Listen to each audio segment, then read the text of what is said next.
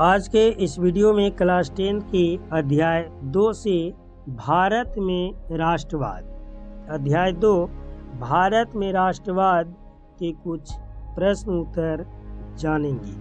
तो आइए सबसे पहला प्रश्न देखते हैं। सबसे पहला प्रश्न है, उपनिवेशों में राष्ट्रवाद के उदय की प्रक्रिया उपनिवेशवाद विरोधी आंदोलन से जुड़ी हुई क्यों थी?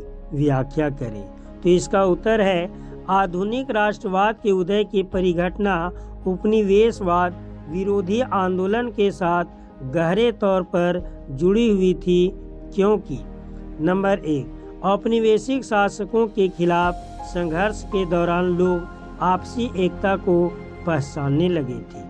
नंबर 2, उत्पीड़न और दमन के साझा भाव ने विभिन्न समूहों को एक दूसरे से बांध दिया था।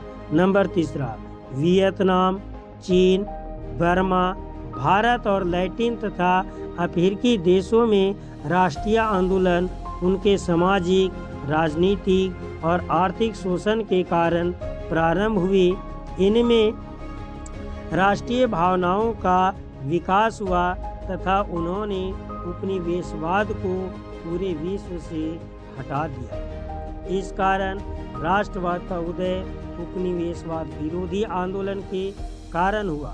उपनिवेशिक देश उपनिवेशवाद का विरोध करने के लिए एकजुट हुए, औपनिवेशिक शासन का विरोध किया तथा अपने देश के हित के लिए एकजुट होकर लड़े। इससे राष्ट्रवाद को पनपने में मदद मिली। नंबर 2 क्वेश्चन, पहले विश्व युद्ध ने भारत में राष्ट्रीय आंदोलन के विकास में किस प्रकार योगदान दिया? व्याख्या करें। पहले विश्व युद्ध ने भारत में राष्ट्रीय आंदोलन के विकास में किस प्रकार योगदान दिया? व्याख्या करें। तो इसका उत्तर है, प्रथम विश्व युद्ध 1 अगस्त 1914 ईस्वी में मित्र राष्ट्रों ब्रिटेन, फ्रांस, रूस, जापान, अमेरिका तथा धुरी राष्ट्रों ऑस्ट्रिया, हंगरी, जर्मनी, तुर्की, इटली के मध्य प्रारंभ हुआ। इसका भारतीय राष्ट्रवादी आंदोलन पर व्यापक प्रभाव पड़ा, जो इस प्रकार है। यहाँ भी एक ऑब्जेक्टिव क्वेश्चन बनता है, प्रथम विश्व युद्ध कब प्रारंभ हुआ? तो 1 अगस्त 1914 ईस्वी को। पहला, भारतीयों का विश्व से संपर्क। इस युद्ध में सैनिक आवश्यकता की पूर्ति के लिए बड़ी संख्या में भारतीयों को सेना में भर्ती किया गया। जब वे युद्ध क्षेत्रों में मारे गए तो वहां से मिले अनुभवों का उन पर प्रभाव पड़ा और उनमें आत्मविश्वास जागा। उन्होंने यह भी जाना कि स्वतंत्र वातावरण और लोकतंत्रीय संगठन क्या होते हैं, अतः वे ऐसी स्थिति भारत में भी विकसित या स्थापित करने के लिए तत्पर हो गए। नंबर 2, आर्थिक प्रभाव। युद्ध के कारण ब्रिटेन की रक्षा व्यय बढ़ गया। इसे पूरा करने के लिए उसने अमेरिका जैसे देशों से कर्जे लिए। इन कर्जों को चुकाने के लिए भारतीयों पर सीमा शुल्क और अन्य टैक्स बढ़ा दी। इस कारण भारतीयों पर आर्थिक दबाव बढ़ा। इसी समय कीमतें भी बढ़ जाने से भारतीयों को आम आर्थिक स्थिति और भी खराब हो गई। अतः आम भारतीय जनता अंग्रेजी शासन के विरुद्ध राष्ट्रीय आंदोलन में सम्मिलित हो गई। नंबर 3, सांप्रदायिक एकता। खलीफा के प्रश्न पर सभी मुसलमान अंग्रेजों के विरुद्ध हो गए। जब गांधी जी ने अली बंधुओं के सहयोग के लिए खिलाफत आंदोलन प्रारंभ किया तो हिंदू मुस्लिम एकता को बल मिला। साथ ही 1916 में कांग्रेस और मुस्लिम लीग के मध्यस्थ लखनऊ समझौता हो गया। इस कारण भारत में सांप्रदायिक एकता को मजबूत आधार प्राप्त हुआ और राष्ट्रवादी आंदोलन का जनाधार बढ़ा। नंबर 4, प्राकृतिक संकट। 1918 से 21 ईस्वी के मध्य भारत में अकाल, सूखा, बाढ़ जैसी प्राकृतिक आपदाएं पड़ी जिसमें सरकार का रवैया असहयोगपूर्ण था। आम जनता महामारियों का शिकार हो रही थी और सरकार इनसे निपटने के लिए खास प्रयास नहीं कर रही थी।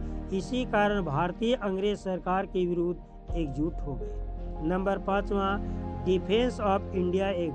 1815 ईस्वी में अंग्रेजी सरकार ने क्रांतिकारी गतिविधियों को रोकने के लिए डिफेंस ऑफ इंडिया एक्ट पास किया। अब यहाँ भी एक ऑब्जेक्टिव क्वेश्चन बनता है, डिफेंस ऑफ इंडिया एक्ट अंग्रेजी सरकार ने कब पास किया था? 1915 ईस्वी में। यह एक दमनकारी एक्ट था। इसने क्रांतिकारी आंदोलन को दबाने के बजाय और तीव्र कर दिया, जिसे आम जनता में भी राष्ट्रवादी भावनाएं पनपी। इस प्रकार प्रथम विश्व युद्ध ने भारत में राष्ट्रवाद के विकास में महत्वपूर्ण योगदान। भारत के लोग रॉलेट एक्ट के विरुद्ध क्यों थे?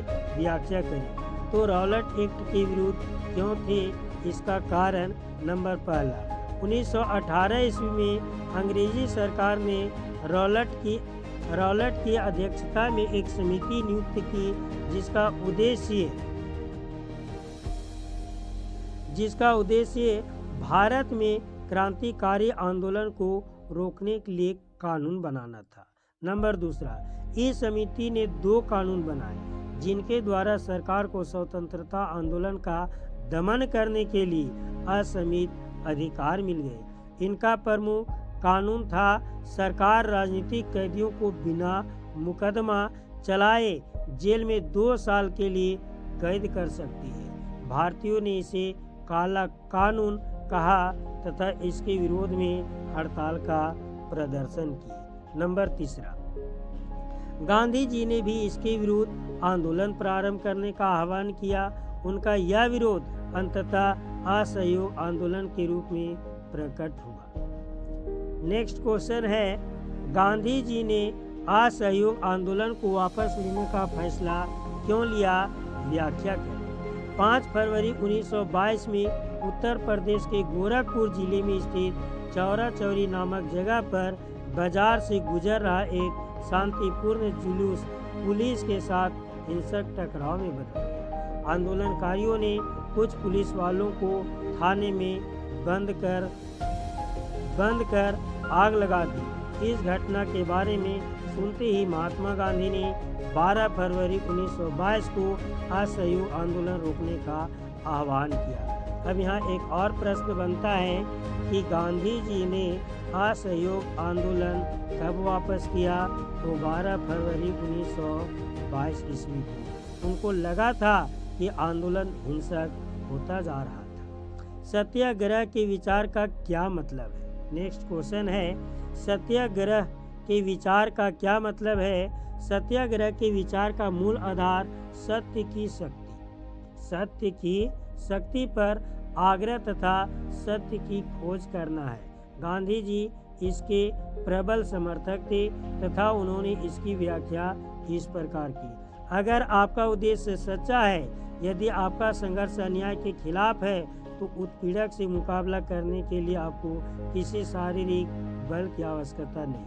नंबर दूसरा, प्रतिशोध की भावना या आक्रामकता का सहारा लिए बिना सत्याग्रही केवल हिंसा के सहारे भी अपने संघर्ष में सफल हो सकता है। नंबर तीसरा, इसके लिए दमनकारी शत्रु की चेतना को झिंझोड़ना चाहिए। इसके लिए दमनकारी शत्रु के चेतना को झिंझोड़ना चाहिए। उत्पीड़न शत्रु को ही नहीं बल्कि सभी लोगों को हिंसा के जरिए सत्य को स्वीकार करने पर विवश करने की बजाय सच्चाई को देखने और उसे सहज भाव से स्वीकार करने के लिए प्रेरित किया जाना चाहिए। नंबर चौथा, इस संघर्ष में अंततः सत्य की ही जीत होती है। गांधी जी का अटूट विश्वास था कि अहिंसा का धर्म सभी भारतीयों को एकता के सूत्र में बांध सकता है। नेक्स्ट क्वेश्चन है, जालियांवाला बाग हत्याकांड पर अखबार के लिए लिखें। जालियांवाला बाग हत्याकांड। सबसे पहले लिखना है संपादक, पेपर का नाम लिखना है टाइम्स ऑफ इंडिया, कोई भी पेपर का नाम लिख सकते हैं। और जिस जगह से लिख रहे हैं, जैसे दिल्ली से महोदय। आज 13 अप्रैल 1919 ईस्वी की शाम को जालियांवाला बाग में भयंकर हत्याकांड हुआ, जिसने विश्व मानवता को शर्मिंदा कर दिया। इसमें एक और अपने पक्ष को सब ये कहने वाली अंग्रेजी सरकार थी। एक और अपने पक्ष को सब ये कहने वाली अंग्रेजी सरकार थी, और दूसरी तरफ असभ्य, यहाँ सब ये होगा अपने को सभ्य, यहाँ पर मिस्टेक है, को सब ये कहने वाली अंग्रेजी सरकार थी, और दूसरी तरफ असभ्य अशिक्षित माने जाने वाले भारतीय थे। यह घटना इस प्रकार घटी, डॉक्टर सैफुद्दीन किचलू और डॉक्टर सतपाल की गिरफ्तारी के विरुद्ध अमृतसर में सर्वाधिक हड़ताल हो गई तथा हर जगह जनसभाओं का आयोजन हो रहा था। इसी समय आज 13 अप्रैल को बैसाखी वाले दिन लोग बैसाखी के मेले में सम्मिलित होने के लिए इस बाग में बड़ी संख्या में एकत्र हुए। इसी बाग में एक शांतिपूर्ण जनसभा भी चल रही थी। अचानक जनरल डायर, जालंधर डिवीजन का कमांडर, सेना की एक टुकड़ी के साथ यहाँ पहुँचा। उसने बाग के मुख्य द्वारों को बंद कर दिया तथा बिना किसी चेतावनी के निहत्थे लोगों पर गोली चलाने का आदेश दे दिया। यह गोलीबारी 10 मिनट तक चलती रही। चूँकि लोगों को बचाव का कोई मार्ग नहीं मिला, इस कारण वे उसमें फंस गए। प्राप्त जानकारी के अनुसार एकत्र लोगों की संख्या 20,000 के आसपास थी। इनमें से 1,000 लोग मारे गए, जबकि सरकारी आंकड़े यह संख्या 379 बता रहे हैं। इस घटना की जानकारी जैसे ही लोगों को प्राप्त हुई, उसमें सरकार के विरुद्ध आक्रोश और गुस्सा भड़क उठा है तथा अमृतसर तथा पंजाब के अन्य भागों में तनाव का माहौल बन गया है। अतः सरकार ने स्थिति पर काबू पाने के लिए सारे पंजाब में मार्शल लॉ लगा दिया है। अतः मैं निवेदन करता हूँ कि ये समाचार को अपने अखबार की मुख्य पृष्ठ पर छापें, जिसे संपूर्ण विश्व और भारत में इसकी जानकारी मिली। जो अंग्रेज सरकार जनरल डायर को ब्रिटिश साम्राज्य का रक्षक कहकर सम्मानित कर रही है, उसको उसके इस अमानवीय कृत्य के लिए दंडित किया जाए। जय हिंद। बौदिया का खगा, यानी आप अपना नाम भी लिख सकते हैं। नेक्स्ट क्वेश्चन है, साइमन कमीशन अखबार के लिए एक रिपोर्ट लिखिए। साइमन कमीशन संपादक, पेपर का नाम लिख देना है। नवजागरण, कहाँ से लिख रहे हैं, यानी कलकत्ता से या दिल्ली से या मुंबई से महोदय।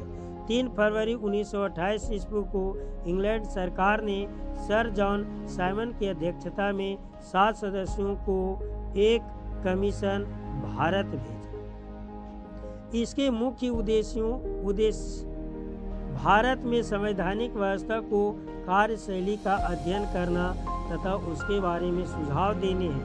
इस कमीशन में एक भी भारतीय सदस्य नहीं है, अतः इस कमीशन का घोर विरोध होने लगा है।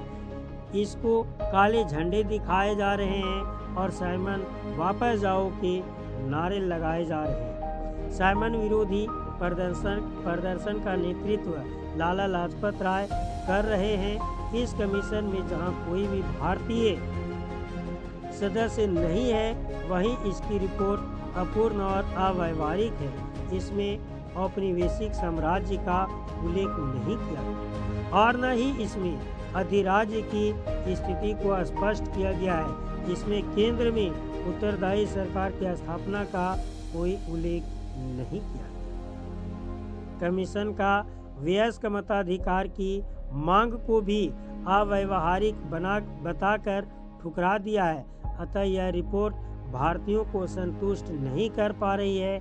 इसी कारण चारों ओर इसका विरोध हो रहा है। इस रिपोर्ट द्वारा सांप्रदायिकता को जो बढ़ावा दिया गया है, यह सरकार के भारत के प्रति गलत उद्देश्यों को उजागर करता है। अतः मैं आपसे निवेदन करती हूँ या करता हूँ कि इस रिपोर्ट को आप अपने अखबार के मुख्य पृष्ठ पर छापकर भारतीयों की भावनाओं पर आघात करने वाली अंग्रेजी सरकार की आलोचना करें। जय हिंद। भवदिया अपना नाम कुछ भी लिख सकते हैं। नेक्स्ट क्वेश्चन है, इस अध्याय में दी गई भारत माता की छवि और अध्याय 1 में दी गई जर्मनिया की छवि की तुलना कीजिए। भारत माता और जर्मनिया की छवि की तुलना। भारत माता की छवि, इस छवि को रविंद्रनाथ टैगोर ने 1905 में बनाया। यहाँ पर रविंद्रनाथ टैगोर हो, रविंद्रनाथ टैगोर ने 1905 ईस्वी में बनाया। नंबर दूसरा, इसमें भारत माँ को अन्नपूर्णा के रूप में दर्शाया गया है। इसके एक हाथ में माला, एक में पुस्तक, एक में भोजन तथा एक में कपड़ा है जो वह भारतीयों को प्रदान कर रही है।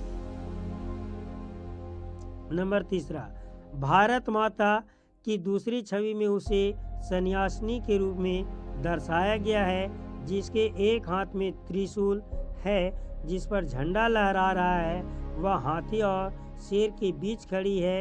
ये दोनों पशु शक्ति और सत्ता के प्रतीक है। नंबर चौथा, भारत माता की दोनों छवियों में शांत, गंभीर तथा आध्यात्मिक जैसे दैवीय गुणों के भाव प्रकट हो रहे हैं। भारत माता की छवि श्रद्धा तथा राष्ट्रवाद के प्रति आस्था का प्रतीक है। जर्मनिया की छवि, इस छवि को चित्रकार फिलिप वेट ने 1848 ईस्वी में बनाया। इसमें जर्मनिया को राइन नदी पर पहरा देते हुए दर्शाया गया है। नंबर तीसरा, जर्मनिया के हाथ में तलवार है जिस पर खुदा की जर्मन तलवार जर्मन राइन की रक्षा करती है। जिस पर खुदा है कि जर्मन तलवार जर्मन राइन की रक्षा करती है। नंबर चौथा, जबकि जर्मनिया की छवि रौद्र गुणों से युक्त राष्ट्रीयता व देशभक्ति का प्रतीक है। नंबर पाँचवा, जर्मनिया की छवि रौद्र गुणों से युक्त राष्ट्रीयता व देशभक्ति का प्रतीक है। आइए अब कुछ वस्तुनिष्ठ एक अंक का प्रश्न उत्तर को जानते हैं। गांधी जी ने सविनय अवज्ञा आंदोलन का आरंभ किन महत्वपूर्ण घटनाओं के साथ किया? इसका उत्तर है नमक कानून तोड़कर। नंबर ख, स्वदेशी वस्तुओं को अपनाकर व विदेशी वस्तुओं का बहिष्कार करके। नंबर दूसरा, किसके नेतृत्व में अवध किसान सभा का गठन किया गया? तो बाबा रामचंद्र।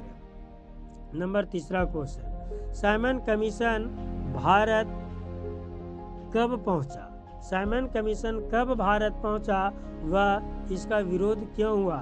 तो यह 1927 में भारत पहुंचा।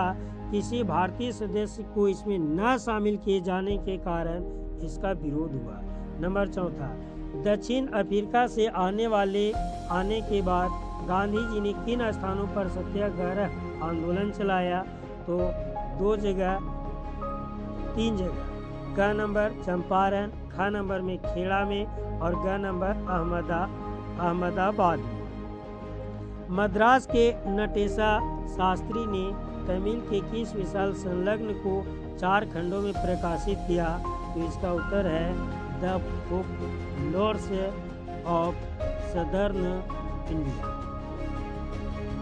सत्याग्रह के विचार में किन 2 बातों पर जोर दिया जाता है? तो नंबर का सत्य की शक्ति पर आग्रह और सत्य की खोज पर। नंबर 7वां क्वेश्चन, रॉलेट एक्ट को काला कानून क्यों कहा गया? रॉलेट एक्ट को काला कानून क्यों कहा गया? तो इसका उत्तर है इस अन्यायपूर्ण एक्ट के द्वारा राजनीतिक कैदियों को बिना मुकदमा चलाए जेल में बंद रखने का अधिकार मिल गया था। नंबर 8वां, वंदे मातरम गीत कब और किसने लिखा? इसमें किसका गुणगान किया गया है? 1870 में बंकिम चंद्र चटर्जी ने वंदे मातरम गीत लिखा। इसमें भारत माता का गुणगान किया गया है। नंबर 9 नंबर क्वेश्चन, ब्रिटिश सरकार ने 1857 के पश्चात प्रेस की स्वतंत्रता पर प्रतिबंध क्यों लगा दिया? इसका आंसर है भारतीय समाचार पत्रों द्वारा राष्ट्रवाद को बढ़ावा देने के कारण। नंबर 10 क्वेश्चन, भारतीय राष्ट्रीय कांग्रेस की स्थापना कब हुई और कहाँ? तो 1885 ईस्वी में मुंबई में। भारतीय राष्ट्रीय कांग्रेस के पहले अध्यक्ष कौन थे? तो बायोमेश चंद्र बनर्जी। 1922 में महात्मा गांधी ने असहयोग आंदोलन क्यों वापस लिया? चौरा चौरी में हिंसात्मक घटना के कारण। 13 नंबर क्वेश्चन, हिंद स्वराज नामक पुस्तक की रचना किसके द्वारा की गई? तो हिंद स्वराज नामक पुस्तक की रचना महात्मा गांधी ने की थी। मुस्लिम लीग की स्थापना कब हुई? तो मुस्लिम लीग की स्थापना 1906 ईस्वी में हुई थी। आंध्र प्रदेश के गूडेम पहाड़ियों में आदिवासी किसानों के विद्रोह का नेतृत्व किसने किया? अल्लूरी सीताराम राजू ने। डिस्कवरी ऑफ इंडिया पुस्तक के लेखक कौन था? तो डिस्कवरी ऑफ इंडिया के पुस्तक के लेखक पंडित जवाहरलाल नेहरू थे। रविंद्रनाथ टैगोर कौन थे? यह एक चित्रकार थे। देखिए वहाँ पर मैंने मिस्टेक बताया, रविंद्रनाथ टैगोर, वहाँ रविंद्र नहीं होगा, रविंद्रनाथ टैगोर ही होगा। खिलाफत आंदोलन किसने शुरू किया था? तो इसका आंसर है अली भाइयों ने, मोहम्मद अली और शौकत अली। आज का वीडियो यहीं तक, धन्यवाद।